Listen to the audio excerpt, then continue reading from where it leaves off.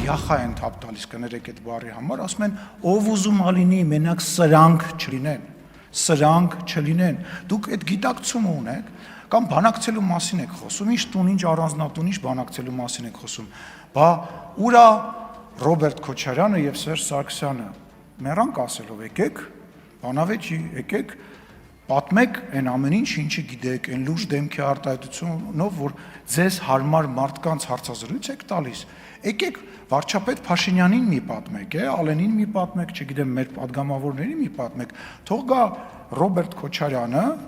նստի ընտրված իդեպ ի տարբերություն իրան, ընտրված մարդու առջև եւ հայ ժողովրդին պատմի, թող չպատասխանի նույնիսկ պարոն վարչապետին, թող հայ ժողովրդին պատմի, ասի գիտեք ինչ, Ղարաբաղի հարցում այս հարցը սենց ա եղել, այս բանը սենց ա եղել, այս բանը սենց ա եղել, վախենում ա, ես պնդում եմ, որ ինքը վախենում ա, ընդհանուր առմամբ այն օրը գնացել էի միտեղ հարցազրույցի եւ հարցազրույցավարերը այնպես չէր, որ մեր աջակիցներն էին, հակառակը մեզ քննադատողներն էին, իրանք էլ են ասում ենք, այդ մարդը չի կարող գա եւ խոսի, ոչ ինքը կարող խոսի,